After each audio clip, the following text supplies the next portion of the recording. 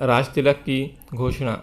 कैकेयी पहुंचकर भरत अपने भाई शत्रुघ्न के साथ आनंदपूर्वक अपने दिन व्यतीत करने लगे। भरत के मामा अश्वपति उनसे उतना ही प्रेम करते थे जितना कि उनके पिता राजा दशरथ। मामा के इस स्नेह के कारण उन्हें यही लगता था मानो वे ननिहाल में ना होकर अयोध्या में हो। इतने पर भी उन्हें समय समय पर अपने पिता का स्मरण हो जाता था और वे उनके दर्शनों के लिए आतुर हो उठते थे। राजा दशरथ की भी यह दशा थी। यद्यपि राम और लक्ष्मण उनके पास रहते हुए सदैव उनकी सेवा में संलग्न रहते थे, फिर भी वे भरत और शत्रुघ्न से मिलने के लिए अनेक बार व्याकुल हो उठते थे।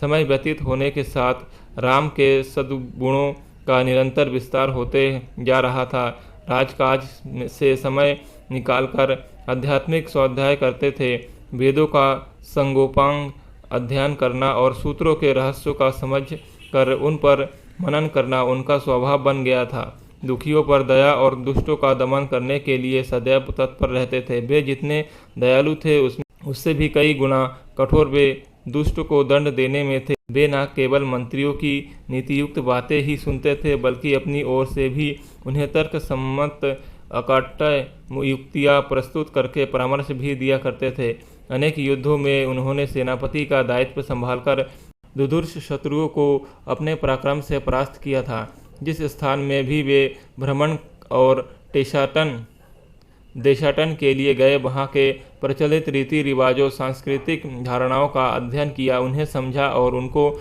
यथोचित सम्मान दिया। उनके क्रियाकलापों ऐसे थे कि लोगों को विश्वास हो गया कि रामचंद्र क्षमा में पृथ्वी के समान, पृथ्वी विवेक में बृहस्पति के समान और शक्ति में साक्षात देवताओं के अधिपति इंद्र के समान है। न केवल प्रजा वरन स्वयं राजा दशरथ के मस्तिष्क में यह बात स्थापित हो गई थी कि जब भी राम अयोध्या के सिंहासन को सुशोभित करेंगे, उनका राज्य अपूर्व सुखदायक होगा और वे अपने समय के सर्वाधिक योग्य एवं आदर्श नरेश सिद्ध होंगे।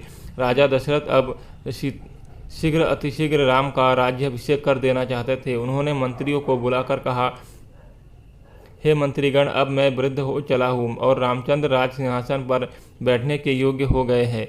मेरी प्रबल इच्छा है कि शीघ्र अतिशीघ्र राम का अभिषेक कर दूँ। अपने इस विचार पर आप लोगों की सम्मति लेने के लिए ही मैंने आप लोगों को यहाँ पर बुलाया है। कृपया आप सभी अपनी सम्मति दीजिए। राजा दशरथ के इस प्रस्ताव को सभी मंत्रियों ने प्रसन्नतापूर्वक स्वीकार किया। शीघ्र ही राज्य भर में राजतिलक की तिथि की घोषणा कर दी गई और देश देशांतर के राजाओं को इस शुभ उत्सव में सम्मिलित होने के लिए निमंत्रण पत्र भिजवा दिए गए।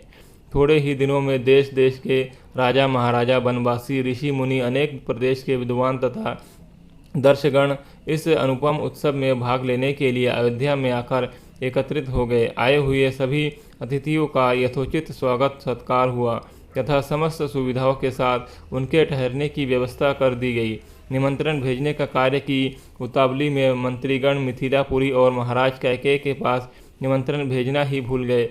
राजतिलक के केवल 2 दिवस पूर्व ही मंत्रियों को इसका ध्यान आया है। वे मंत्री अत्यंत चिंतित हो गए और डरते डरते अपनी भूल के विषय में महाराज दशरथ को बताया। इन्हें सुनकर महाराज को बहुत दुख हुआ, किंतु अब कर ही क्या सकते थे।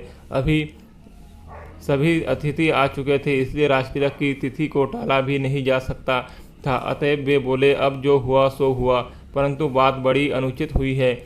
अस्तु, वे लोग घर के ही आदमी हैं, उन्हें बाद में सारी स्थितियां समझाकर मना लिया जाएगा।